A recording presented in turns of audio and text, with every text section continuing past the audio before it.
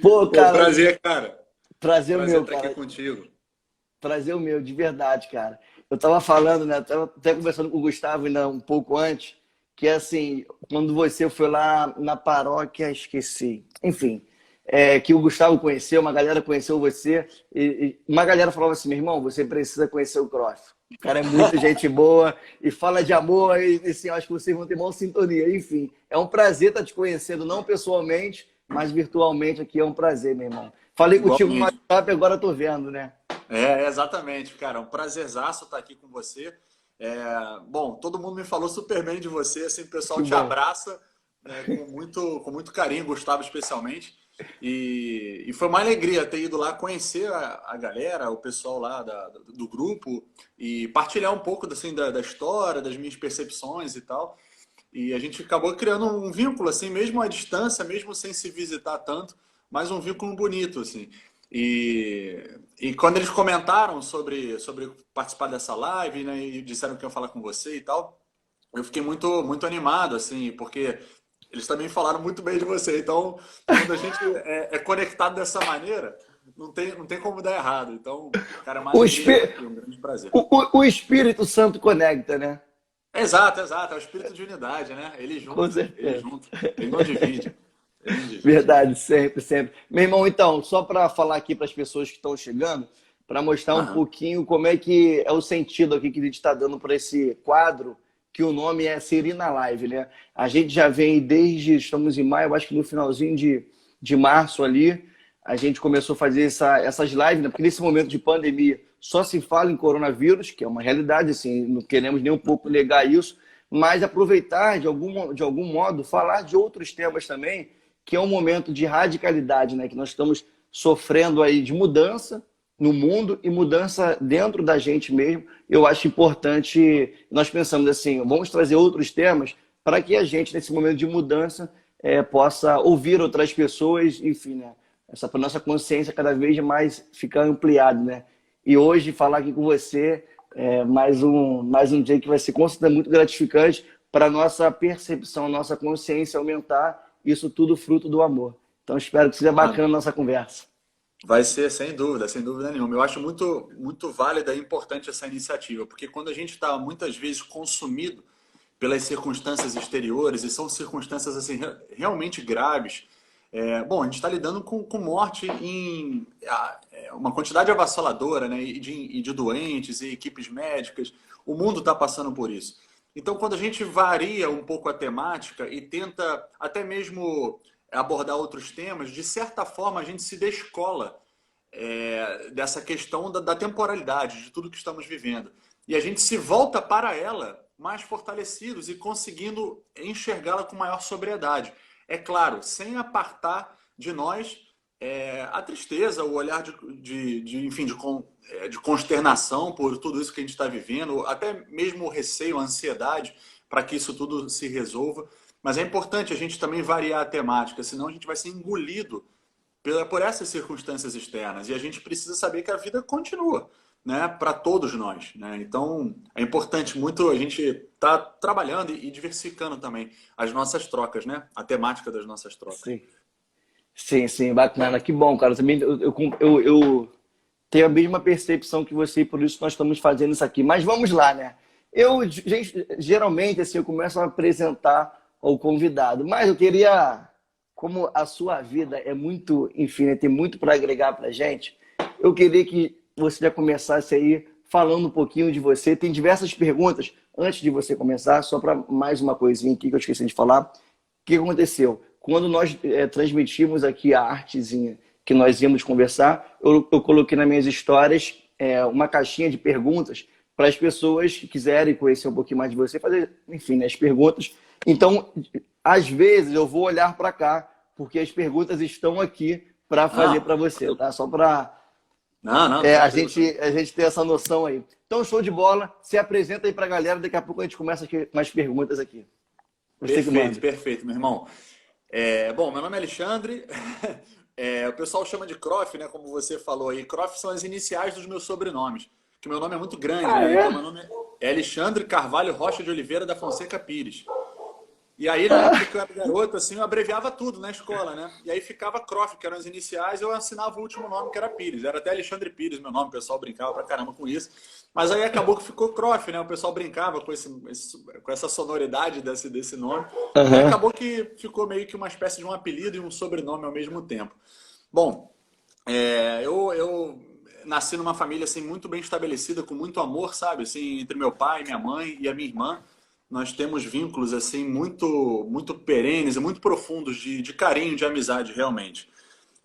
Enfim, eu sou do Rio de Janeiro, nasci. Na verdade, vivi a vida inteira praticamente em Copacabana. Nos últimos anos eu estava morando na Tijuca. Agora eu estou morando fora do Rio, estou morando em Itatiaia. Estou agora nessa quarentena aqui na casa de um amigo meu, no Recreio dos Bandeirantes. Enfim, eu me formei em comunicação social. Na verdade, eu até digo que eu fui matriculado numa faculdade, porque eu não queria saber de nada da vida. Então, eu tinha uma vida muito mundana, assim, sabe? Eu era uma pessoa despreocupada. Demorei a amadurecer, né? Eu vivi como um adolescente por muito tempo, infelizmente. Mas a vida, né? Ela nunca cessa de nos apresentar realidades, né? Circunstâncias, como a gente estava falando, como a gente está vivendo hoje. Individualmente, a gente vive também as nossas doenças, as nossas vulnerabilidades. E o meu pai faleceu em 2009, de câncer. Ele foi muito sofrido, né? Ele era minha grande referência assim, de homem, de amigo e tal. E aí, alguns anos depois, a minha mãe faleceu também. Eu trabalhei por 10 anos com marketing esportivo, eu trabalhava com futebol. Trabalhava nos últimos 4 anos, de 2012 a 2016, organizando a escola do Barcelona aqui no Brasil, né? No Rio e em São Paulo. E em Que alguns era eventos em maneiro. outros estados também. Era Que muito legal. legal, eu gosto muito de futebol, de esporte. Então foi uma experiência, assim, foram 10 anos, né? De 2006 a 2016, nessa mesma empresa. E depois, paralelamente a isso, eu tinha uma carreira musical, tocava, compunha, escrevia, né? Lancei 2 livros de poesia e tal. Sempre eu tinha uma veia artística também que sempre estava caminhando junto comigo, né? Mas após as perdas assim dos meus pais, principalmente a perda da minha mãe, eu não consegui lidar muito bem com aquilo, né? A minha mãe era uma mulher de muita fé, uma cristã assim, com uma fé muito sólida. Porém, eu não consegui lidar com aquela mais uma adversidade na minha vida, né? Eu tive que me tornar pai da minha mãe. Eu já tinha me tornado pai do meu pai e eu esbravejei contra aquela cruz que apareceu nas nossas vidas, especialmente na vida da minha mãe. E aí eu rompi com Deus totalmente. Xingava a Deus, né, ela rezando. Eu falava, olha, você está rezando para esse Deus que te deixa assim. E ela teve uma doença neurológica, degenerativa, onde a pessoa vai ficando num estado vegetativo, sabe? E ela era muito nova. Meus pais faleceram com a mesma idade, em anos diferentes, mas com 57 anos. Não eram idosos, nem idosos eram, né? Eram homens, um homem e uma Sim, mulher sim, formados, adultos e né? tal. Uhum. Mas o que aconteceu foi o seguinte: depois do falecimento da minha mãe, eu passei um ano ainda trabalhando, morando sozinho, né, tendo as minhas relações afetivas e a minha vida também muito centrada em mim. Mas essa solidão acabou me dando a oportunidade de conviver comigo mesmo. Então eu acabei, o olhar, né, se voltou para mim mesmo, para o mais profundo da minha existência. Eu percebi que a minha vida era muito centrada em mim. Tudo girava em torno de mim, das minhas conquistas, dos meus prazeres, dos meus relacionamentos. Eu era uma pessoa honesta, uma pessoa divertida, uma pessoa que era agradável, porém eu era o centro da minha existência, o centro do meu universo era eu. E eu comecei a ver que a minha vida ela ganharia sentido se eu fosse humilde e não um homem centrado em si, né? Uma pessoa muito vaidosa, né? Querendo ser reconhecido, querendo ser admirado e tal. E eu falei, nossa, eu preciso conhecer a humildade. Eu não sou humilde. Eu me dei conta que eu nunca tinha sido humilde na minha vida. E eu falei assim, eu preciso conhecer a humildade. E a referência que eu tinha eram as pessoas que trabalhavam nos interiores do Brasil, em roça, em fazenda, em plantação. E eu falei, cara, são essas pessoas que eu quero conhecer, porque eu vi em programa de televisão, né, Globo Repórter, a seca do Nordeste e tal, e eu vi aquela simplicidade das pessoas, aquela fortaleza interior em meio àquela precariedade material mesmo de vida, mas eles tinham uma integridade e uma humildade no falar, né? Na entrevista, era um olhar, sempre um olhar envergonhado, né, que eu achava inicialmente que era um condicionamento de inferioridade para uma questão social, mas eu vi que era algo que tem isso, tá? Mas é algo mais profundo. Mas eu reconhecia naquilo uma humildade que me faltava. Eu falei, olha, eu vou viajar pelo Brasil. de ônibus e de carona de caminhão, eu vou sair nessa empreitada. E aí eu pedi demissão do emprego que eu tinha, né? Saí lá do emprego, doei todos os móveis que eu tinha herdado dos meus pais, né? No apartamento e tal, entreguei, né, pro o apartamento onde eu estava alugando e tal, aos donos, que eram, digamos, a minha família também, são sogros da minha irmã, que me ajudaram imensamente. Eu considero até meus pais, sabe? Eles me acolheram de uma Sim. maneira muito filial. Enfim, aí eu comecei a viajar e quando eu passava nas cidades maiores e capitais, eu me misturava às pessoas em condição de rua. Então, meu primeiro destino foi São Paulo. Eu fiquei na casa de um amigo meu lá. E São Paulo, assim, não tinha roça, né? É cidade grande, é metrópole, então eu ia pra rua. E ficava eu comecei a ir para Cracolândia, ali na Estação da Luz, mais ou menos, próxima à Estação da Luz. E eu não queria fazer caridade, eu não queria. Eu queria simplesmente penetrar uma realidade que era distinta à minha. Nesse caso específico das pessoas em condição de rua. Eu queria simplesmente participar daquela realidade para poder cortar distanciamentos. E eu tinha feito, né, na época de encontro de jovens e tal, eu fazia caridade nas ruas, em orfanato, asilo. E a caridade é maravilhosa. E o grupo é muito bom, né? Porque o grupo fortalece, mantém uma constância na ação e a união faz a força, realmente. Não tem escapatória. Porém, quando eu chegava com um grupo nesses ambientes assim de vulnerabilidade, eu percebia que abria-se um distanciamento muito grande. Era como se um holofote fosse colocado ali. Então eu falei, olha, o grupo é maravilhoso. O grupo é a solução para a gente fazer qualquer movimento na coletividade. Porém, eu quero por um tempo da minha vida experimentar essas outras realidades sem chegar com uma camisa, sem chegar com um porquê, né? E aí eu comecei, eu fiquei na Cracolândia, demorei 3 dias para conversar com uma pessoa, foram uns travestis e umas prostitutas, né? Eu não tinha com quem conversar, então eu passava pelas esquinas e cumprimentava os travestis, assim, boa noite e tal, puxando, né, um coração aberto, assim. Mas demorei 3 dias para conversar com umas pessoas lá. E foram 3 prostitutas, né? Garotas de programa. E a gente já criou uma relação legal, assim, porque eu não tinha interesse em nada e ela também não sabia que eu não tinha interesse, então ficou um código de comunicação muito sem esperar nada do outro, sabe? Não era um comércio ali, era uma Era troca. só se abrindo um pro outro ali mesmo para trocar, né? Isso, isso. Elas que puxaram assunto comigo, perguntando que dia do mês que era. Aí elas viram pelo meu sotaque que eu não era dali, elas perguntaram de onde era. Uma delas era até de Campos, Campos dos Goytacazes aqui do Rio. Enfim, aí eu tive umas experiências fortes ali na Cracolândia, onde eu recuperei a ideia de Deus. Até para não me alongar muito, vou contar só esse ponto e depois eu já encerro aqui. Lógico. Que boa. Mas eu estava lá na Cracolândia e aí começou. Eu fiz amizade com 2 senhoras e uma delas me levou na biqueira, que eu não sabia onde era. Eu andava na região, mas eu não sabia onde era aquilo que a gente vê na televisão, né? Aquela confusão, aquele caos, aquele inferno, né? Aquela ausência de esperança. E aí eu cheguei lá, eu caminhando, ela me levou até a biqueira, na Cracolândia, e eu fiquei caminhando por aquelas pessoas, naquela confusão, naquele barulho, as pessoas brigando, fora de consciência e tal, um ambiente muito arredio. E eu comecei a pensar uma frase assim: eu sou igualzinho a você, eu sou igualzinho a você. As pessoas que olhavam assim para mim, eu olhava com esse olhar de igualdade, assim, né? E aí eu me lembrei de uma frase que a minha mãe me disse quando eu era criança. A gente estava numa igreja, eu devia ter, sei lá, uns 6, 8 anos, assim. E aí entrou um homem em condição de rua, um mendigo, muito sujo e que cheirava urina, muito forte. E ele deitou no banco da igreja. Só que o cheiro era muito forte. E as pessoas, de certa forma, começaram a se afastar dele, porque repelia realmente, não só visualmente, mas o odor dele. E, e aí ela me falou a seguinte frase, baixinho no meu ouvido. Ela falou assim: olha, o amor de Deus é tão grande, é tão bonito, que é igualzinho para aquele homem e é igualzinho para você. É igualzinho para ele e é igualzinho para mim. Que É igualzinho lindo, para sua cara. irmãzinha, é igualzinho para o seu pai, para o seu Cara, que amiguinho de lindo. escola. Cara, eu tinha esquecido disso pela minha vida inteira, eu não lembrava dessa frase. Eu lembrei Que lá na lindo, cara. Cracolândia disso. E aí eu recuperei a ideia de Deus e falei, olha, eu vou voltar para a fé onde eu fui apresentado. E comecei a ler continuei a Só, viajar. só um parênteses. Claro. A ida para lá não foi por conta da fé, foi simplesmente querer conhecer alguma coisa do mundo? Foi isso? Sim, sim. A minha intenção inicial, a minha intuição, inicialmente era penetrar realidades que eram diferentes da minha. tanto as ruas Era uma interiores, intuição. Uhum. Desculpa, pode tanto a falar. do interior quanto a das ruas. Saquei. Não tinha nada em relação à fé, à espiritualidade. Era simplesmente assim, eu quero entender a condição, enfim, não sei se é isso, mas a condição social de outras pessoas e como elas vivem, alguma coisa assim. Como é que é o Eu sentimento acho dessas que pessoas? realmente beijava nessa realidade. Eu tinha um sentido de justiça social muito latente em mim.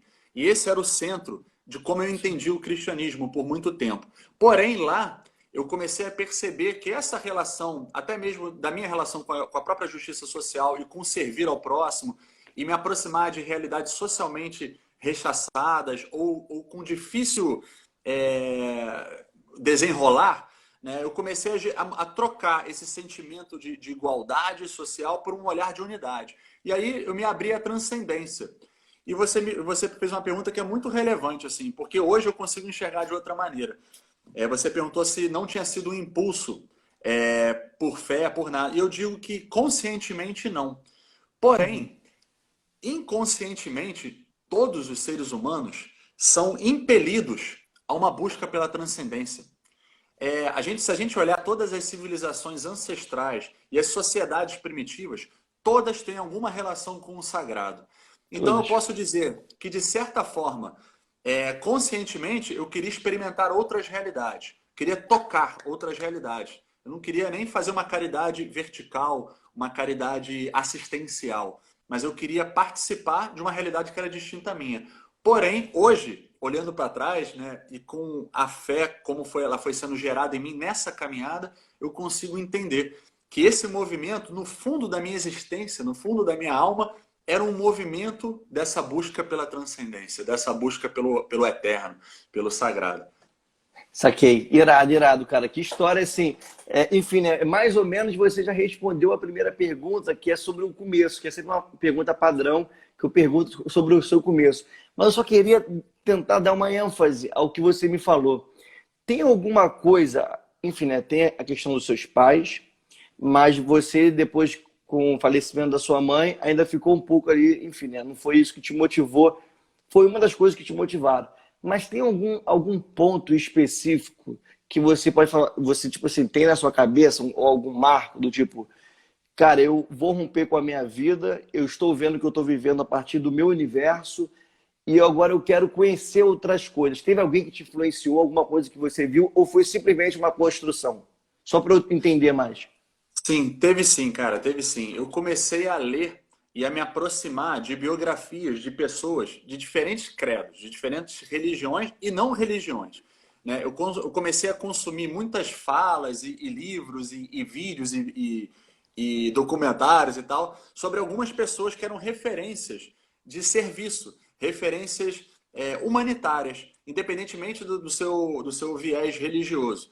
E aí eu Sim. comecei a me aproximar, por exemplo, de Gandhi, né, de Martin Luther King, de Pat Adams, né? Ele é vivo ainda, aquele médico americano que é uma pessoa assim muito interessante da gente conhecer, não somente pelo filme, né, hollywoodiano, mas o que ele Uhum. fala, né, a pessoa real, né, do Pat Adams, e também alguns santos, né, a Madre Teresa de Calcutá, São Francisco de Assis e uma outra que me toca muito o coração, que é a Irmã Dulce, que ela foi até recentemente canonizada e tal, a primeira Sim, santa sim, sim, sim. nascida no Brasil.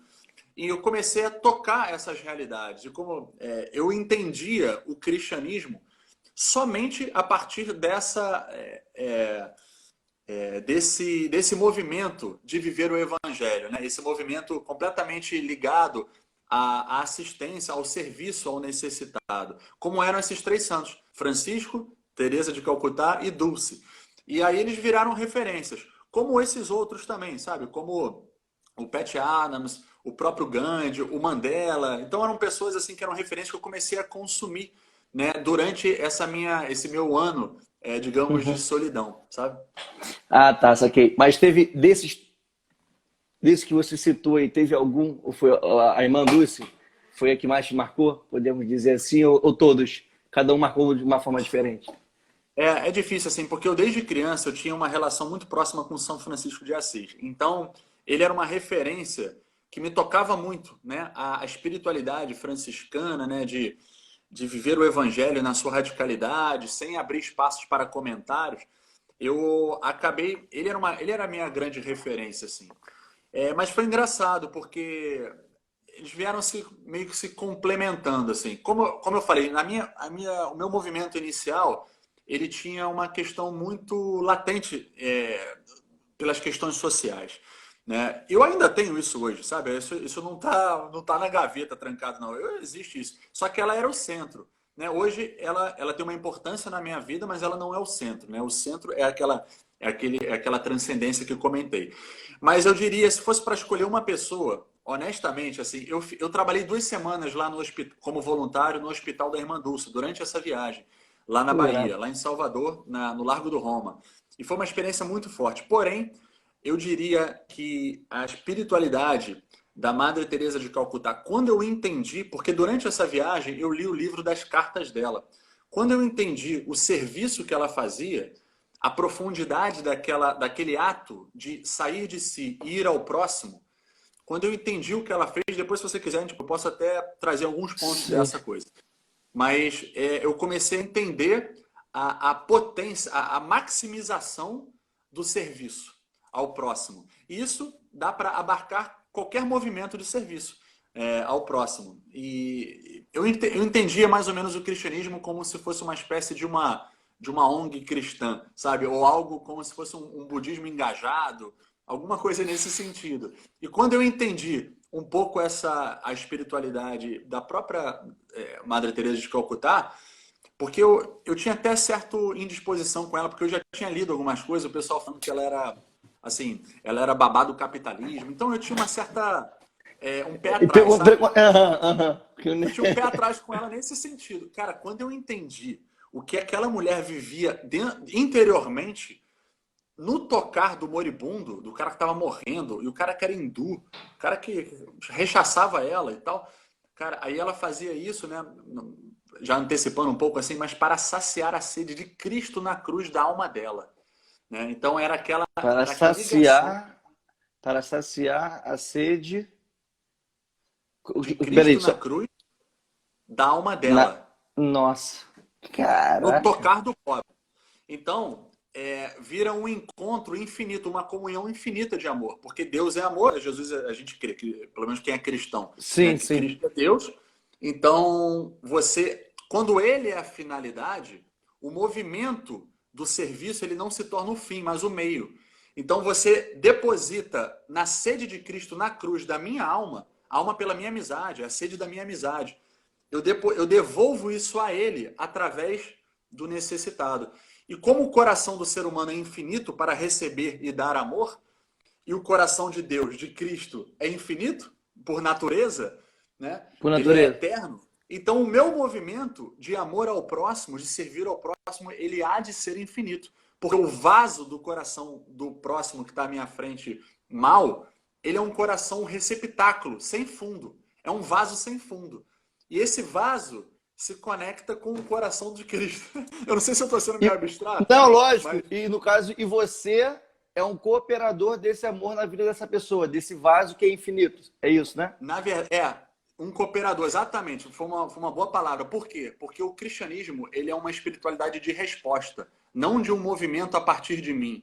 Eu não, sei lá, eu estudei outras vertentes religiosas, me aproximei de algumas delas e tal, só que não é o meu movimento que faço para me juntar ao sagrado, mas é uma Uhum. resposta que dou ao sagrado e faço o movimento e como o próximo, na verdade, o serviço humano assistencial, ele se torna um meio, um veículo de tocar nessa sede de Cristo por mim, pela minha alma e pela alma Sim, dele, que às vezes nem conhece sim. Cristo, entendeu? E nem Sim, sabe do sim, que se sim. passa do meu movimento Lógico. interior.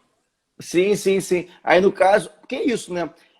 Nós temos a fé que Jesus, né? Que Cristo encarnou ali em Jesus e Deus é Jesus. Porém, a questão é que a gente não consegue ver o Espírito Santo. A gente consegue sentir, enfim, alguns mais, outros menos, mas a gente consegue sentir e temos fé que ele está aqui conosco. Porém, a forma mais concreta de eu ser um cooperador do amor de Cristo é com o próximo. E aí Exato. é isso, né? E também tem as classes que Jesus sempre deixou muito claro em relação às viúvas, os pobres, os oprimidos, enfim. E aí é o que você está me parece, pelo que eu estou entendendo, o que você está me dizendo, né? eu ser um cooperador do amor de Cristo com essas pessoas diretamente é o lugar onde eu sinto realmente o amor sendo validado, né? De alguma forma, assim. É isso. O amor que eu estou sendo cooperador, eu tô validando no outro. Não é validando a palavra, mas enfim, é isso, né? É uma forma de cooperar mesmo, um amor que é infinito. Eu diria, de repente, uma palavra que talvez ficaria fácil para a gente entender seria uma dinâmica. A dinâmica é a seguinte: o amor consiste em que Deus nos amou primeiro. Então, ele Sim. imputa no meu coração pelo Espírito Santo uma resposta a Ele. E faço essa resposta na caridade, na assistência, na solidariedade, no serviço, nas políticas públicas, no próximo, entendendo que Deus é amor e que Deus nos amou primeiro. Então, ele envia o seu Espírito para mim, o Espírito Santo, e me impulsiona a responder esse amor a Ele.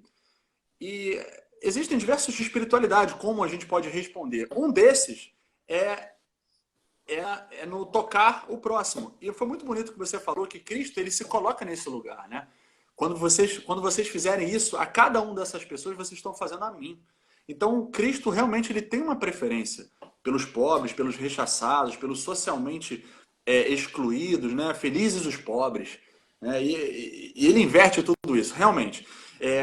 Mas e ele extrapola isso também, porque ele não usa isso como uma bandeira, né? Ele não faz acepção de pessoas. Mas enfim, isso eu acho que é um outro papo. Voltando aqui. Então, Deus que é amor, ele impulsiona em mim um movimento de resposta a ele. Eu tenho sede, que Cristo fala na cruz, é um sede da minha alma. É um sede da minha amizade com ele por toda a eternidade. Então eu respondo a essa sede dele, da minha alma, no próximo. Só que o próximo ele é um coração humano. E o coração humano, quem se cansa de receber amor? Ninguém. A gente quer sempre receber mais amor e a gente é capaz de amar infinitamente, né? São Paulo diz, o amor, ele é a única das virtudes que não vai terminar nunca, porque ela é infinita. Então, o receptáculo do coração humano no próximo, e até o meu próprio coração, eles são sem fundo, é um vaso sem fundo. Então, o meu movimento de resposta à sede de Cristo, no tocar o próximo, ela não tem fim. Eu tenho que aumentar a minha caridade, o meu amor, o meu agora, né? Aí o que acontece? A eternidade vem para o agora, né? Nesse ato de resposta. Então, enfim, isso foi um pouco de como eu absorvi todas essas coisas que eu vim lendo e experimentando, assim, sabe? Então, é esse movimento de resposta de amor. Então, vira um ciclo, vira essa dinâmica, porque eu devolvo a Cristo no próximo, sacio a sede dele e ele me ama mais, né? Não que o amor dele Mas, é uma sim, sim, recompensa, sim, mas sim. como é infinito, ele vai continuar enviando mais amor a mim. E eu vou continuar respondendo com mais fervor a ele, com mais amor. Né? E o próximo, ele se torna uma ponte e ele é elevado, não só a uma pessoa que estou ajudando, mas a um mensageiro da minha resposta a Cristo. Né? Sim, Então, sim. é mais ou menos isso. Eu acho. Cara, deixa eu te perguntar uma coisa, porque assim, como você falou de Paulo também, né, que foi uma pessoa madura, assim, acho que foi o homem mais maduro, enfim, depois de Jesus ali falando do Evangelho. Eu quero te perguntar o seguinte: você lá no começo me disse assim, Siri, eu no começo da minha vida, eu fui adolescente durante muito tempo, né? Durante muito tempo e depois fiquei maduro. E aí, quando a gente fala em relação ao amor, também a gente tem que ter uma preocupação para não romantizar o amor, né? Porque o amor, ele requer muita disciplina e muita responsabilidade. Eu queria te perguntar o seguinte: nessa dinâmica que você acabou de colocar aqui, da questão de ser um cooperador do amor de Cristo, receber infinitamente e doar cada vez mais para as pessoas, para todos e todas, porém tem uma preferência, mas assim, onde você está ali, o amor de Cristo vai ser abundante. Desculpa. Mas eu quero te perguntar uma coisa, assim, também temos que entender que o ser humano, por natureza, que tem um pecado original, assim, não quero nem entrar no conceito do pecado original, mas assim, nós temos as trevas também dentro da gente.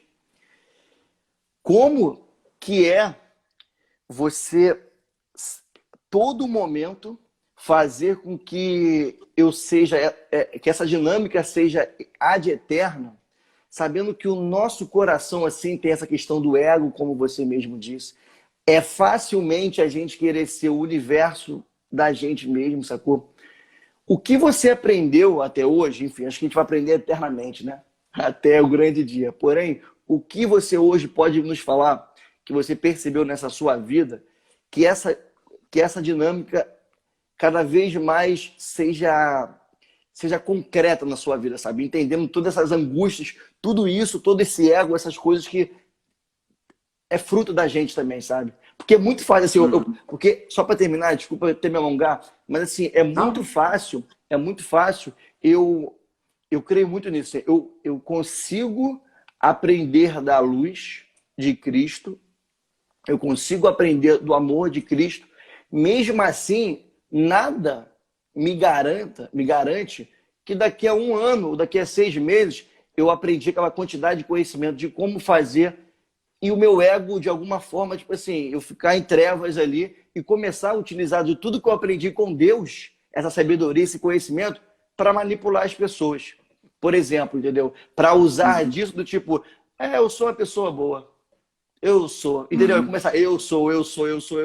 Enfim, o que você pode nos dizer? Não sei se eu fui.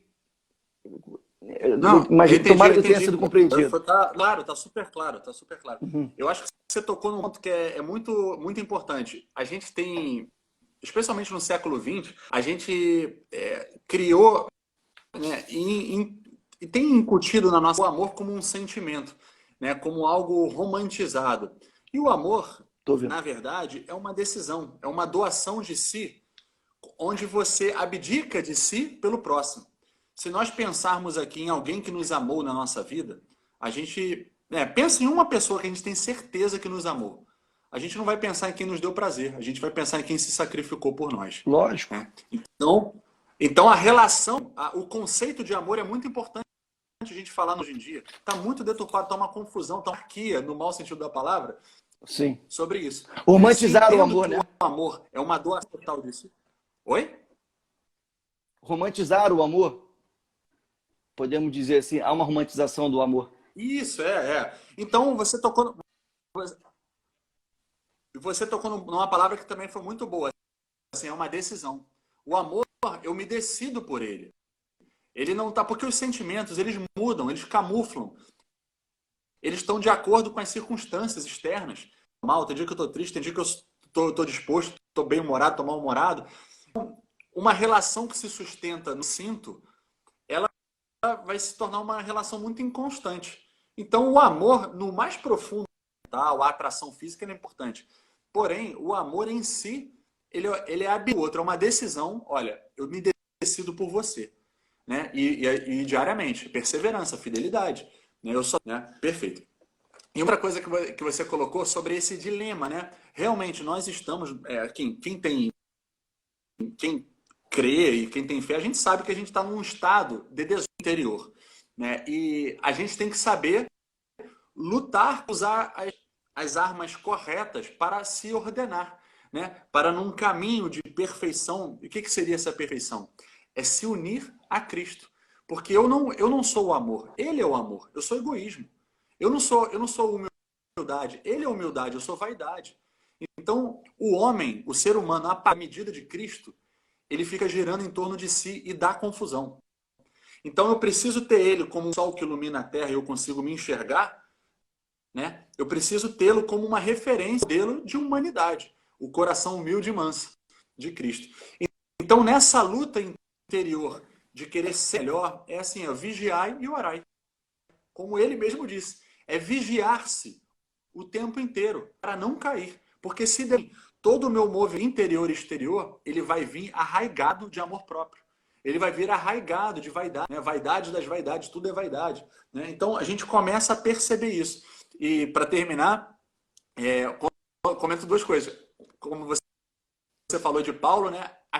Paulo, na carta aos Romanos, ele cita uma máxima da vida do cristão. Não é uma vida do ser humano, não é uma máxima, é uma máxima do cristão, que é aquela: não faço o bem que quero, mas faço o mal que não quero.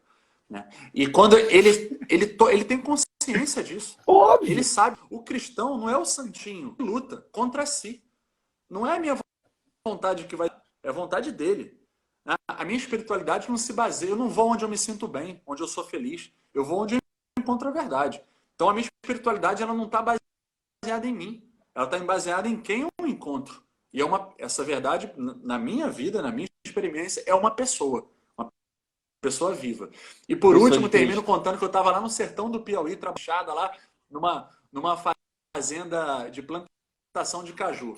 E aí eu fui semana, a galera lá, peãozada, me chamava para ir pro sertão, né, com eles, assim, e a gente ficava jogando sinuca, campeonato de sinuca. Então tinha uns 10, 20 homens assim, e aí chega aquele senhor do campo, aquele homem nítido do campo, sabe, um chapéu, a roupa toda surrada e tal, de chinelo, andando devagar, ele devia ter uns 70 anos, mais ou menos. E aí ele foi cumprimentando todo mundo, e todo mundo pedia a bênção dele. Ô, seu Expedito, a bênção, seu Expedito, a bênção. E aí ele veio caminhando por todo mundo, ele me olhou de longe, aí ele sentou do meu lado. E eu, assim, eu era um pouco, a minha aparência era um pouco diferente, porque eu tava com uma barba maior, o cabelo maior, era diferente da galera. Aí ele olhou assim pra mim, ele sentou do meu lado e ele falou assim, você não é daqui, né? Aí eu falei assim, não, não sou. E aí eu comecei a explicar tudo que eu fazia, né? A minha vida altruísta, a minha vida admirável, né? Eu fui na Cracolândia, eu larguei tudo, eu Eu sou um comecei a cara. viajar. Eu sou, tipo assim, pô, eu tô aqui, sabe, com vocês, eu quero conhecer a vida de vocês e tal. Aí eu falei pra caramba, né, de mim, da minha viagem, do que eu fazia, que eu tava nas ruas, nos interiores, na fazenda e tal. Aí eu falei pra caramba, blá, blá, blá, blá, blá. Eu acabei de falar, ele ficou uns, sei lá, uns bons segundos assim, parado, assim, olhando assim pra mim. Aí ele falou assim, não entendi nada que o senhor falou. Cara, e aquela frase mudou minha Eu vida. imagino, eu imagino. Aquele homem me deu uma lição como um mestre da filosofia grega num seu discípulo. Eu me ajoelhei internamente, eu me ajoelhei diante dele e falei assim, cara, muito Muito obrigado. porque tudo do que eu vivo ou não vale de nada ou nada comunica com o próximo.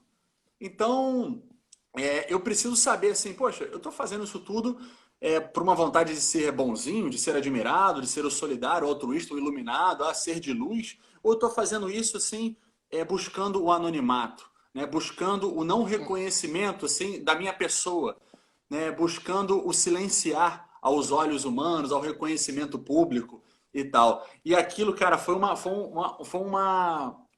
estaca no meu coração.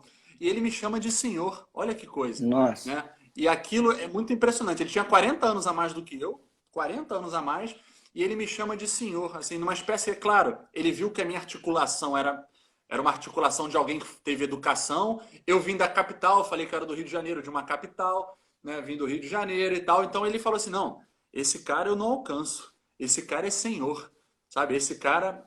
Tem aí, é isso que eu falei, aí tem um condicionamento social, de valores Marcado. mundanos Marcado. marcado, assim. Porém, ao mesmo tempo que existe isso, a humildade que Deus gera no coração de uma pessoa que até mesmo enfrenta esse condicionamento é o pobre de espírito. É a primeira bem-aventurança. Bem-aventurados os pobres Pobre de de espírito. Eu espírito. conheci os pobres de espírito. Cara, E aí que eu falei, cara, é irado, meu isso. irmão. Eu não quero libertá-lo, eu quero imitá-lo. Que No maneiro. sentido mais profundo da Sim. palavra, tá? Sabe, eu não quero. Eu acho que a gente tem que. A pobreza é sempre ruim. A gente sempre tem que lutar contra isso, né? Dar dignidade à vida das pessoas. Porém, aquela disposição interior daquele homem, aquele olhar envergonhado, aquela sinceridade de não fazer um jogo na troca, né? Tipo assim, quando a gente conhece alguém, você quer saber o que ela trabalha, onde é que ela É a faz e primeira tal. coisa. Ele não se preocupou em entender. Ele falou assim: esse é meu lugar, eu não vou entender, eu não quero, eu não preciso entender. Na humildade, na humildade. Eu falei, cara, é isso que eu preciso. Ter no meu coração pobre de espírito. É esse cara, é o olhar envergonhado. É aquele que se abaixa, assim, né? Isso é libertário, cara. Isso é libertário. Então, essa luta, ela se dá na minha vida todos os dias. Né? Até aqui, né, falando, a gente conversando, a gente, caramba, o que vou falar vai edificar quem? A quem? A mim? Esse crápula que eu sou, esse crápula que tratou mal a minha mãe quando estava doente, sabe? Esse crápula que, enfim, traía, né? Relacionamentos e tal. Não. Então é algo maior. Eu estou tentando apontar para algo Sim, maior e sim. tentando me diminuir, né? Cara, Para que ele cresça. não, e é muito doido, porque, tipo assim, ó, diversas vezes eu me pego do tipo, porque as pessoas, né, enfim, né, que eu me movimento politicamente e tudo mais, aí já fui candidato, essas coisas. E aí, de vez em quando, eu paro para conversar com a galera e eu fico falando e brigando comigo internamente do tipo, será que eu tô falando isso? Essas pessoas estão me vendo. E eu tô, tipo, é para mim? Tipo, será que se eu quiser eu posso enganar? Assim, sendo muito, né? Se eu quiser eu posso enganar, falar que eu sou bonzinho, falar isso tudo que eu faço, que eu não desfaço e tudo mais.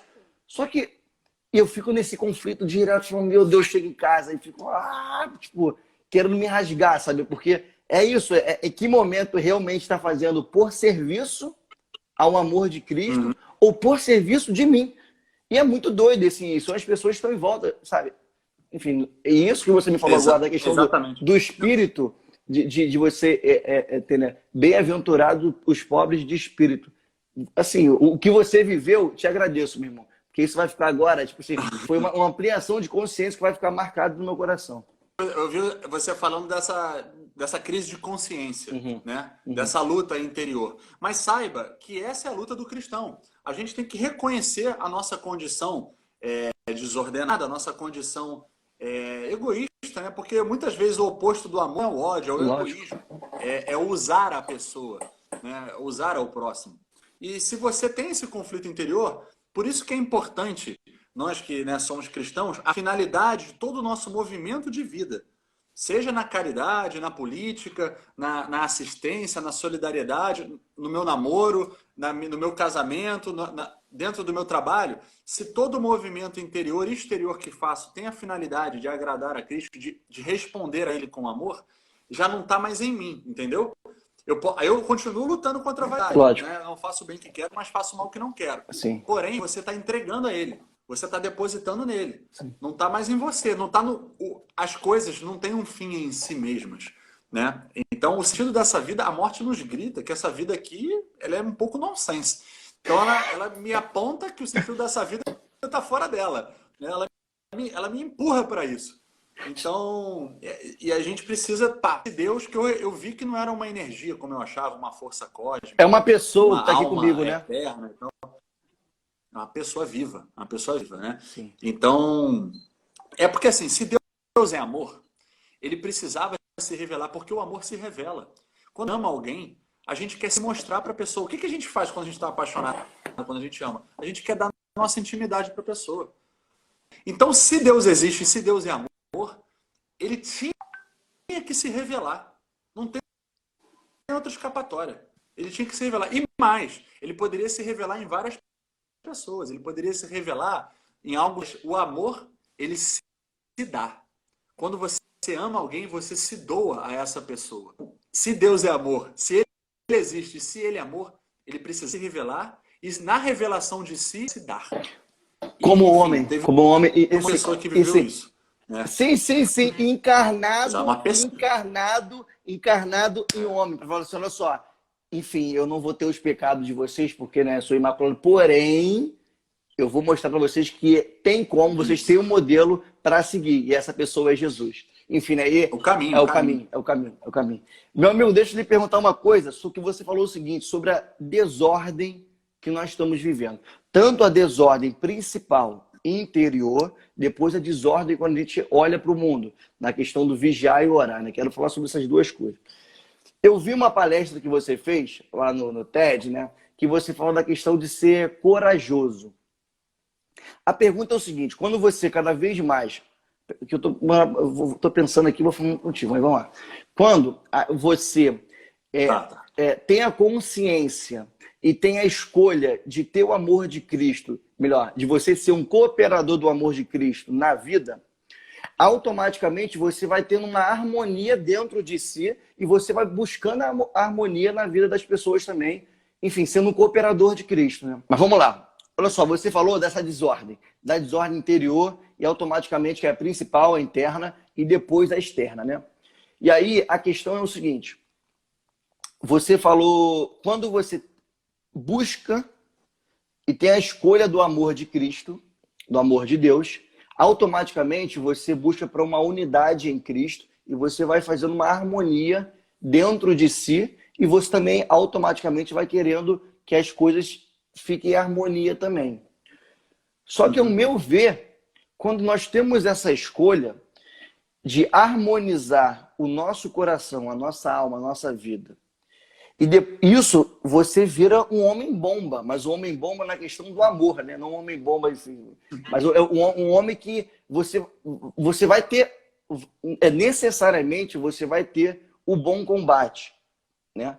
Assim, na vida. Eu estou falando isso tudo porque tem uma pergunta aqui sobre o ser corajoso, que eu vi esse TED seu, né? A questão que você fez aquela palestra, e tem uma pergunta aqui que é desse ser corajoso que você é, né? Um ser que, para mim, cada vez mais busca a harmonia dentro de si para viver em torno do amor. A pergunta que está aqui é o seguinte: eu assisti um vídeo em que você falava que muita gente te chamava de corajoso, mas que você não se via assim. Afinal, você é corajoso? Boa, boa. Comentando um pouco a introdução da pergunta, realmente, quando Cristo é o centro, o resto se harmoniza. É impressionante. Quando ele é o centro de todas as minhas trocas interpessoais, das minhas relações, do meu gastar a minha vida, né? Quando eu consumo a minha vida e deixo a vida me consumir, né? E se tenho ele como coluna, como eixo central da minha vida, o resto se harmoniza. A gente acaba crescendo nas virtudes, com ele sendo esse nosso horizonte. Se a gente tira o olho dele, a gente afunda, né? Que nem Pedro lá que cai no mar. Se tirou o olho dele, a gente começa a se afogar. Enfim. E sobre a coragem, o que eu comentei ali naquele vídeo, é porque como eu estava tendo... Enfim, eu acabei abdicando um pouco, né, de uma vida mais segura, assim. Eu morava num lugar relativamente legal, ganhava um dinheiro e tal, e me coloquei em lugares onde eu me expunha muito fisicamente, sabe? Eu vivia na estrada, viajei de carona de caminhão, estava no meio, junto a pessoas em estado de vulnerabilidade, especialmente nas ruas, né? Pessoas drogadas e tudo. Então as pessoas falavam assim, né? Quando eu compartilhava um texto ou outro, ou falava com amigos, eles falavam, nossa, que coragem e tal. Mas honestamente eu não me sentia corajoso, porque eu estava simplesmente seguindo uma mudança de vida que me era necessária fazer. Por isso que eu disse ali que a coragem, ela não é simplesmente um ato, uma decisão, mas ela não está ligada ao ato especificamente, mas à necessidade interior. Foi isso que eu queria dizer, eu tinha necessidade de viver aquilo. A minha existência, ela precisava daquilo naquele momento, ela precisava daquela saída de mim naquele momento. E por isso eu não me sentia corajoso. Mas eu sei também, não vou ser hipócrita, eu sei que eu acabei me expondo muito, sabe? Eu cheguei a dormir na rua quando eu voltei aqui para o Rio e tal. Então você fica muito exposto, fica muito vulnerável às coisas que podem acontecer.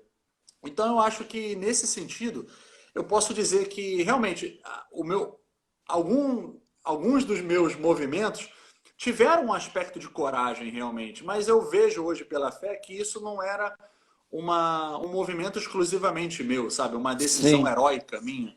Mas era algo interior e que eu não conseguia nem dimensionar na época, até mesmo quando eu dei aquela palestra.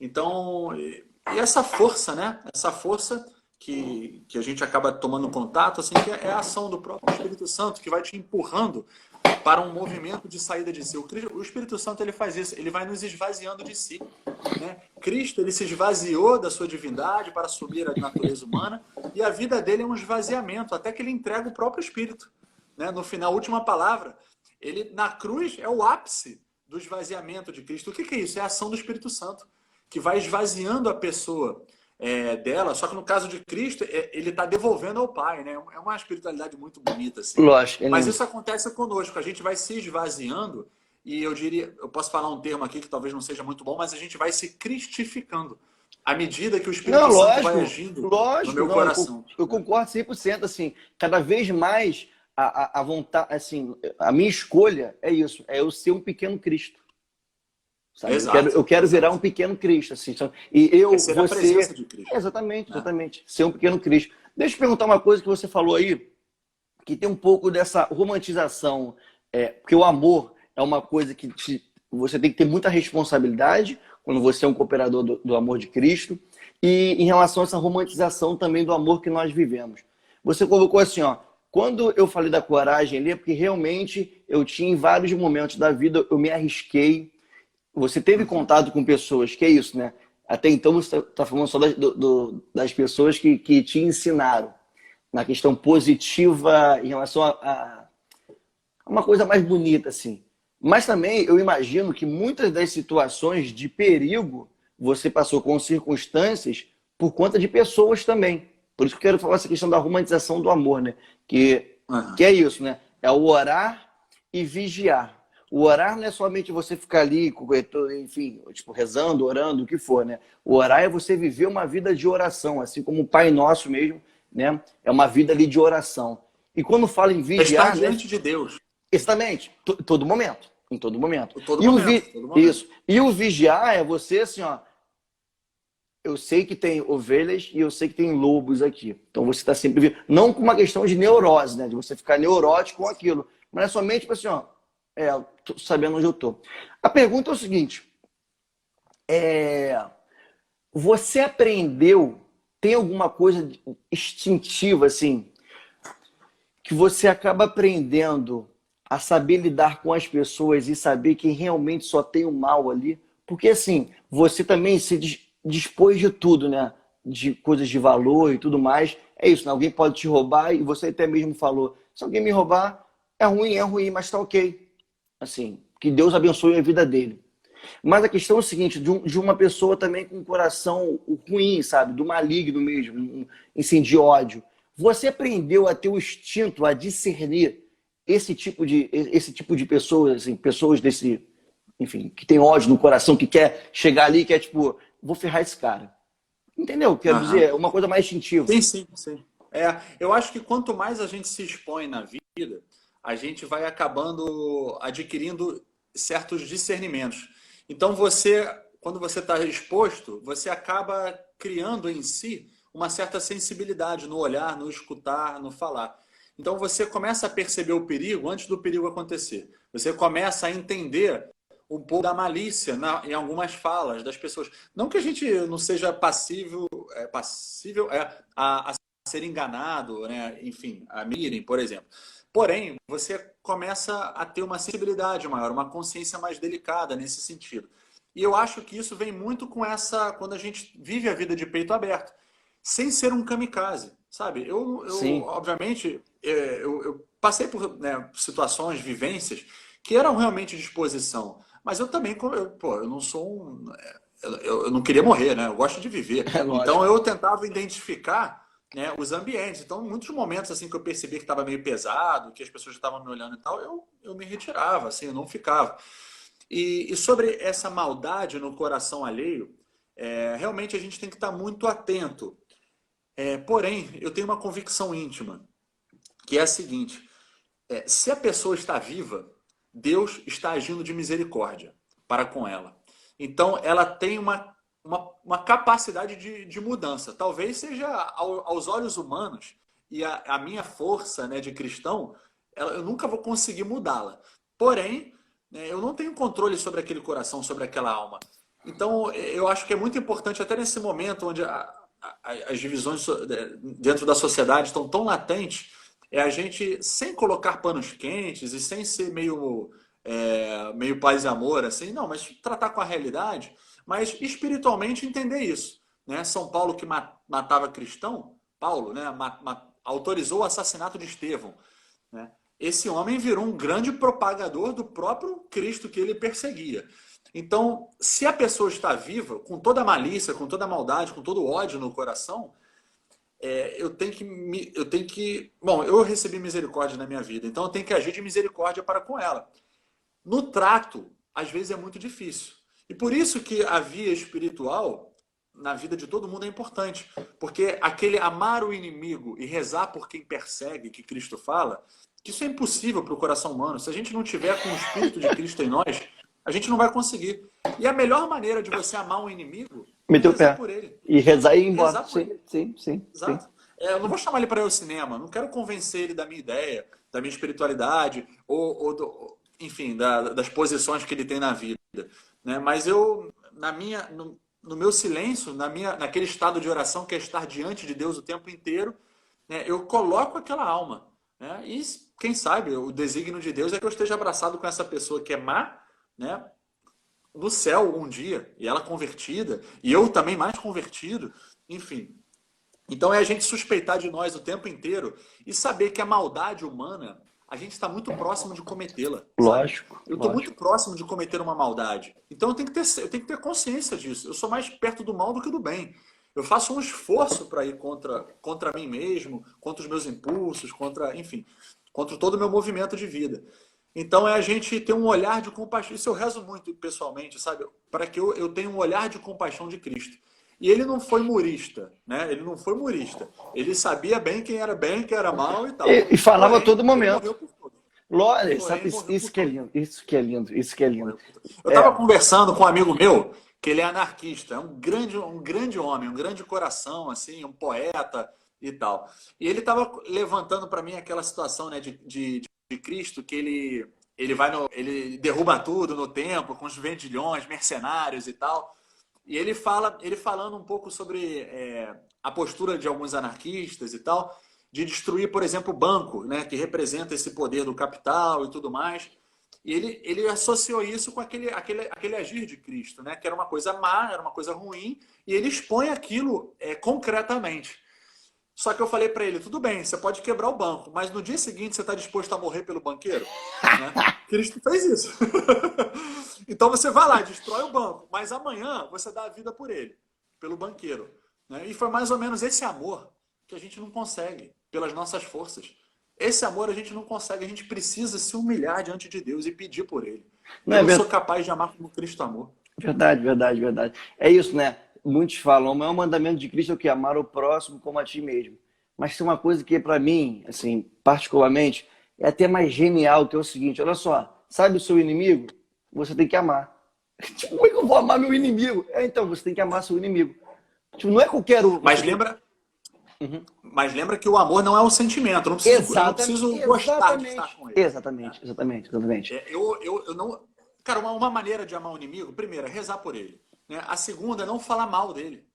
Silencia a língua. A língua é uma serpente, cara. A gente tem que silenciar a língua. Ficar falando mal, assim, eu não sei qual os mistérios de Deus para aquela vida. Quem sou eu, entendeu?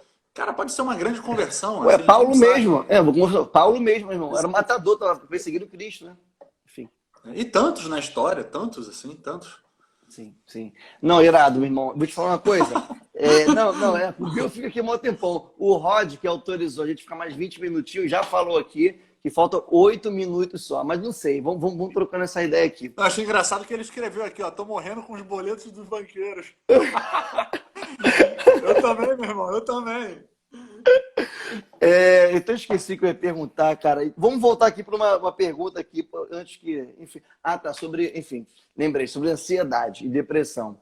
Nesse momento de pandemia que nós estamos vivendo, porém, já se falava antes da pandemia e sem ter a menor noção que a pandemia poderia surgir para a gente, a doença do século já estava dada, já estava dada à época, né? A ansiedade é que seria o mal do século. Já é o mal do século, perdoa, a doença do século, enfim. O que você tem a dizer sobre isso a partir da perspectiva da luz de Cristo, do amor de Cristo? Sim, realmente, a gente está num momento, enquanto humanidade, que, digamos, a depressão é o câncer da alma, né? Como eu já escutei uma vez. E a ansiedade é essa doença. E ela digamos, é uma consequência de um estado interior que ele é o oposto da fé. Né? Então, se Deus, ele é a mansidão.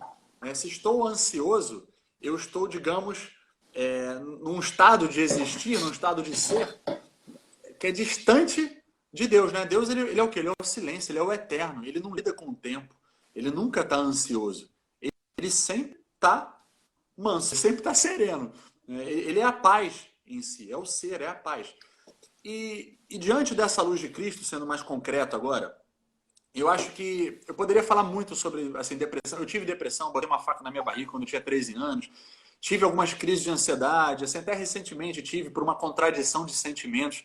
Eu queria uma coisa, mas estava vivendo outra, e eu não consegui lidar muito bem com aquilo, e tive uma crise de ansiedade.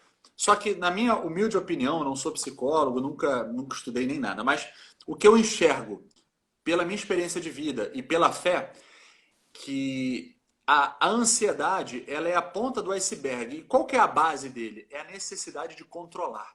A gente tem uma necessidade de controlar tudo. E a gente não controla nada. A gente está vendo agora que a vida não nos pertence. Né? O homem, se ele tapar o nariz 5 minutos e a boca 5 minutos, ele morre.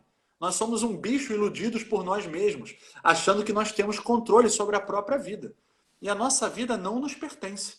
Então é preciso se abandonar. Eu acho que um caminho que eu poderia ir na luz de Cristo é o abandono de si. E esse abandono de si não quer dizer você negligenciar a própria vida. Você tratar as suas questões, os seus sentimentos com indiferença e até de uma maneira até meio masoquista. Não, mas é você colocá-los no seu devido lugar de importância. E saber que a gente olha as coisas. Então essa necessidade de controle, de controlar o meu destino, de controlar o meu sucesso, de controlar o meu relacionamento, isso está fadado a falir. A gente vai falir. É uma falência gradativa e essa falência, o grito dela é a ansiedade, é a crise de ansiedade. Então eu convido, primeira coisa, a um silenciar das distrações do mundo. Primeira coisa, a gente está numa avalanche de informações, boas e ruins. É silenciar um pouco isso, né? Focar o seu dia naquilo que realmente importa, que são as grandes questões da vida, né? De onde vim, para onde vou, como quero consumir a minha vida, como quero gastar a minha vida, como eu quero chegar lá no último dia, diante da morte, e olhar para trás e falar, poxa, valeu a pena, cara, valeu a pena, eu vivi isso. Então, a gente tem que ter essa perspectiva. Então, acho que a primeira coisa é esse silenciar, é a gente se colocar numa disposição interior, numa abertura de coração mesmo, assim, abertos à transcendência. Estou falando aqui, eu sou cristão, você também, mas tem uma galera que pode não ser. Então, é se abrir a esse contato sagrado. O ser humano é um ser religioso. A gente olha para a história da humanidade, a gente vê essa necessidade de transcendência, essa necessidade de sentido com E maiúsculo. Então a gente precisa, se a gente vive em depressão, é porque a nossa vida é deprimente. Então talvez, é claro, a gente precisa de psicólogo, precisa de psiquiatra, em alguns casos até mesmo de medicina, de drogas, né, de remédios. Porém, dando um impulso aqui, dando uma força, se colocar nesse lugar de abertura interior, de tentar suavizar essa necessidade de controlar a própria vida. E aí enfrentar as adversidades, as alegrias e as tristezas, abraçando elas com uma integridade humana, com uma integridade assim que eu não domino o meu corpo, eu não domino a doença que me chega, eu não domino, é claro, eu posso me precaver contra ela, mas enfim, eu não tenho controle sobre isso, sobre a própria vida.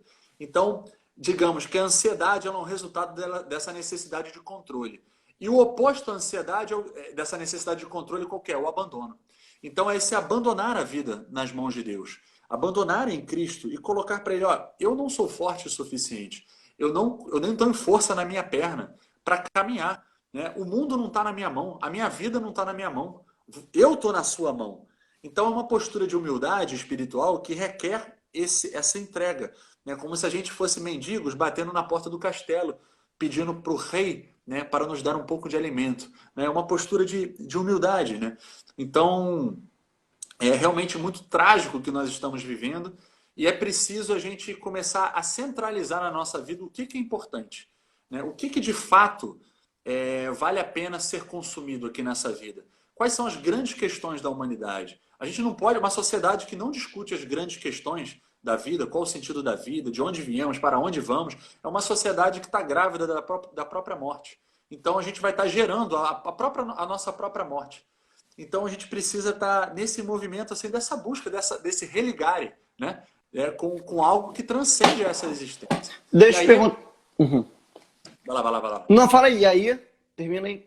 Não, e aí você acaba, digamos, tendo mais um alicerce para enfrentar essa grave enfermidade, por exemplo, da depressão, esse grave estado de emoção que é a ansiedade.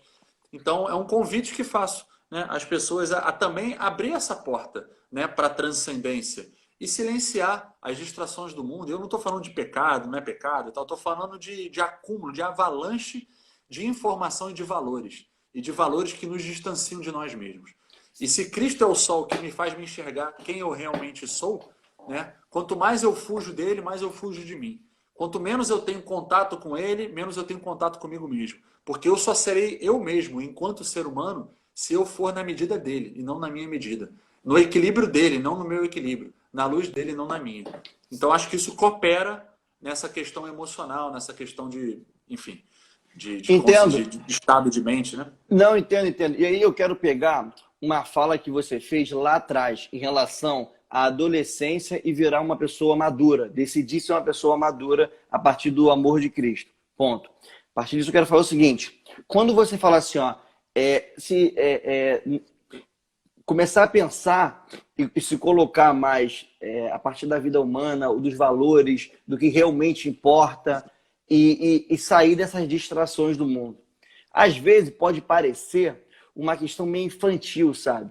Meio do tipo, vai virar uma pessoa zen, vai virar uma pessoa que vai, enfim, e a realidade do mundo. Não, assim, só quero lembrar do seguinte: em todo momento nós estamos tratando aqui com a realidade. Estamos falando em relação a vida é difícil, tem pessoas ruins, tem pessoas boas, mas assim, a partir do amor, é isso. Eu quero voltar aqui uma tônica da questão da maturidade. Porque todo o evangelho, para mim, é uma ampliação de consciência e automaticamente, com essa ampliação de consciência, você fica uma pessoa mais madura. Até mesmo para trocar ideia com outra pessoa, até mesmo com os seus questionamentos internos.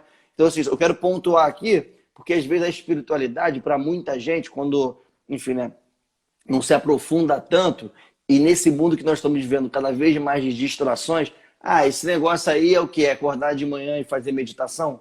Não, assim, é viver a realidade. É saber que temos uma pandemia, temos muita coisa assim, para fazer, porém, tem alguma coisa que dá o significado para combater essa pandemia, para combater o mundo, né? Com fazer o bom combate. Só queria resgatar isso aqui para ficar... Perfeito. Enfim, né?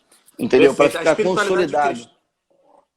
A espiritualidade cristã, ela é bem diferente, ela é oposta, eu diria, da espiritualidade oriental. E a gente aqui no Ocidente tem absorvido muito a espiritualidade oriental, né? E até mesmo meio mesclado um sincretismo com uma espécie de um esoterismo também e tal. E o cristianismo, ele se dá na realidade. Cristo, ele não é um guru zen iluminado. Ele chora. Ele chora quando vê a cidade lá, ele chora quando o amigo dele morre, ele sua sangue antes de morrer, ele abraça a cruz. Só que qual é o grande sacada do cristianismo, né? Qual é a libertação do cristianismo? Você abraça a realidade do mundo e vence ela por dentro dela, não transcendendo ela. Né? As espiritualidades orientais, você chega num estado de nirvana, num estado que eles chamam de amor, né? Que nada mais te afeta. Não. As coisas me afetam, eu tenho sentimento, eu sou um ser humano, eu não sou um homem morto. Uma pessoa que não sente nada é uma pessoa morta.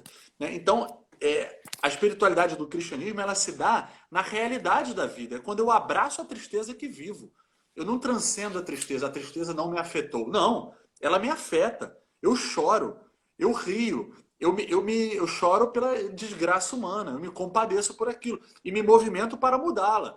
Né? Porém, eu faço isso a partir de dentro. O movimento do Cristo, né, quando ele carrega a cruz, ele está abraçando a realidade. Ele não está transcendendo. Ele não está ali, não me afeta, nada me afeta. Não, ele está caindo no chão. Ele está humilhado.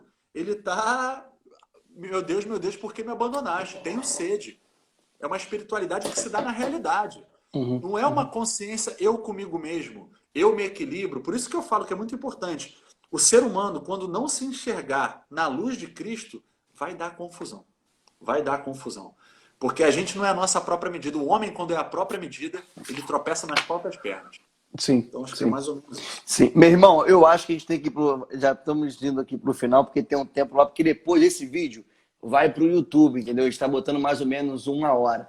Eu já quero te fazer aqui uma proposta que é o seguinte. Vamos aqui para a última pergunta, acho que dá para fazer mais uma. Mas se mais daqui a 1 mês e meio, alguma coisa, porque, enfim, quando você puder, a gente voltar aqui e bater um papo. Eu acho que vai ser muito bom. Claro, eu gostei pra caramba. É uma grande alegria pra mim estar aqui. Não, pra mim também, assim, como a galera falou que, meu irmão, você tem que conhecer o Croc. Agora eu quero te conhecer pessoalmente, pô. Se essa pandemia terminar aí, que se abraça um pouco. Claro, certamente, cara. O cristianismo, ele se dá na matéria, né? É uma realidade, não é uma realidade espiritual somente. É uma realidade que encarna. Então a gente precisa tocar as carnes, né? A gente precisa abraçar. Exatamente. A gente não odeia o nosso corpo, a gente ama o nosso corpo. Sim, sim. Deixa eu te perguntar aqui uma coisa, que é o seguinte. Enfim, tem várias aqui. Cara, queria que você falasse assim, tem várias aqui, tem do Papa, tem da pessoa de Jesus. Enfim, vou pegar uma aqui da questão do Papa. Vamos lá, o Léo tá perguntando, ó, falando um pouco desse momento atual, o Papa Francisco é um cara que chegou conquistando todo mundo. Um Papa que fala muito sobre amor. Qual a importância do Papa Francisco, na sua opinião? Eu acho que ele. Eu vou usar uma frase que o antecessor dele disse, né, o Bento XVI, que ele falou que o Papa Francisco ele veio em um ótimo momento, porque a igreja ganhou um frescor. O mundo, de certa forma, que estava um pouco cansado e, digamos, até hostil, né, por muitos escândalos que tiveram na igreja e tal, o mundo ele estava com um olhar muito hostil para a igreja. E o Francisco, com algo que é um dom de Deus, que é um carisma dele, ele abriu, digamos, os ouvidos do mundo para uma mensagem cristã, né, para uma reflexão mais profunda sobre a vida, sobre a própria existência. Então eu abraço, primeiro que ele escolheu Francisco o nome, né? É o primeiro Papa que escolhe esse nome. Então quando Já, ele já, morrer, já tocou no seu digamos assim, coração, né? já, direto, de imediato. Né? E ele, enfim, ele quando morrer depois vai ser Francisco I, né? Quando o Caraca. segundo vier. Sim. Então, enfim, inicialmente eu já me estava com o coração totalmente aberto, assim, e por o fato de eu ser católico, né, confiar, assim, acreditar no ministério petrino, né, desde de Pedro até agora, ele representa o que? A unidade da igreja, a unidade dos cristãos. Então, a minha relação sempre com qualquer papa é uma relação de filho, de uma ovelha e de um pastor. Independentemente das características pessoais de cada um. Né? Eu não sigo o Papa, eu sigo a Igreja de Cristo. E a Igreja de Cristo, ele instituiu o ministério petrino, né? Tu és Pedro, sobre esta pedra edificarei minha igreja e tal. Eu acho que isso aí é um outro tipo de papo. Mas, falando sobre o Papa Francisco, eu acho que ele tem um carisma. São duas coisas. Primeiro, a presença dele fala com o mundo. Então, antes dele abrir a boca, as pessoas já queriam saber dele, já queriam falar. E ele, por ser um sul-americano, ele viveu uma realidade muito próxima à nossa. Ele não está Ditadura. naquele mundo, né, europeu e tal. Então, eu acho que ele tem muito a dizer ao mundo. Já tem feito isso já nos últimos anos. E uma outra coisa que eu diria do Papa Francisco é que ele fala pelos gestos. Ele é um homem de gestos. Um gesto simples, singelos, né? Numa simples caminhada solitária na Praça de São Pedro, num simples beijar a cara de um homem deformado, num exorcismo que ele faz, né? Onde as câmeras pegaram sem querer, né? Ele faz ali, é aquele homem que vai sozinho, ele se coloca próximo à ovelha. E termino dizendo que ele tem uma frase que é muito bonita. Ele fala que todo pastor tem que ter o cheiro de ovelha. Então é isso. Ele procura não ser o pastor que vive na grande casa, mas ele gosta de conviver com as ovelhas. Então ele adquire o cheiro do povo de Deus. E ele resplandece, ele emana isso. Então eu acho que nesse momento da pandemia ele foi um homem fundamental Pô, tá sendo para a mesmo. igreja, assim, muito representativo aquilo, ele caminhando sozinho, aquilo, sabe? A Não, humanidade histórico. Vai abandonada. ficar para uma... Não, vai ficar para a história isso aí. Aquela foto Para a ali, história sim, aquilo. sim, sim. Para a história, para a história. Então, e aquele homem firme, né? Aquele homem lá indo para a cruz, indo para a humanidade sendo Maduro, pregada. E maduro, ele, entendendo a realidade, maduro, entendendo a maduro. pandemia. É isso que eu quero falar. Assim, a Exatamente. espiritualidade a partir do amor de Cristo, do evangelho de Cristo, é um ser maduro. É um homem, é uma mulher que, assim, são pessoas maduras, né? Enfim. E é bonito, porque ele não fala, pessoal, ele não tem somente o discurso de o que vamos aprender com isso. Ele está sofrendo pelas coisas. Você vê na aparência dele, Sim, ele sim, sim, está, isso é eu real. diria uma palavra até um pouco forte, assim, mas ele está acabado. Né? Ele tá vendo o que está acontecendo com o mundo. Então, é uma espiritualidade que ele não só quer colher os frutos, né? Colher uma elevação, uma melhoria da humanidade, que é importante e é bom, e ele faz isso. Uhum. Mas é assim, eu vivo isso, eu me compadeço disso. Eu estou exposto a isso também, eu tô com vocês. E eu acho que a figura da unidade, né, da igreja é muito importante, assim, a do Papa. E eu sou suspeito para falar, eu gosto muito dele, desde o princípio. Deixa eu te perguntar, meu amigo, para a gente ir finalizando aqui, um livro ou uma série ou uma música? Olha, é, Um livro, eu diria Vida de Cristo, do Venerável Fulton Sheen. É uma leitura dos evangelhos, porém com muita poesia, com muita arte, com muita acessibilidade. Eu diria esse, Vida de Cristo, do Fulton Sheen. Um filme... Ah, é um dos três só? Você que sabe, se quiser falar os três, mas era um entre os três. Mas se quiser falar uma música, Tá. enfim, um filme, uma série, não sei, tu que sabe. Deixa eu pensar aqui. Um filme, eu diria, um filme que eu acho que a galera aqui deve gostar, Paulo, Apóstolo de Cristo. É um filme recente, foi bom. lançado, sei lá, há uns 2 anos. É um filme bem legal para a gente entender a realidade do cristianismo no início e depois para a gente entender também o que é ser cristão no mundo hoje, nesse mundo que está descristianizado. Esse ocidente que já está se tornando hostil ao cristianismo e já começa a entendê-lo de outra maneira, né? Esses primeiros cristãos se tornam uma grande referência para a gente. Esse filme é bem interessante, Paulo, Apóstolo de Cristo. Sim. E uma série, eu não consigo assistir série porque eu não tenho disciplina de ficar acompanhando. Então eu recomendaria Chaves, eu acho que foi a última que eu assisti. Boa. E que nunca perde, né, a sua grandeza, a sua beleza. Exatamente, exatamente. Nunca, Sempre muito nunca. bom, sempre muito bom. É porque é o anti-herói. É o É anti-herói. lógico, é lógico, é É o lógico. anti-herói. Deixa eu perguntar para a gente finalizar. Não sei quanto tempo você vai demorar para falar sobre isso, mas enfim. A pessoa de Cristo, a pessoa de Cristo é...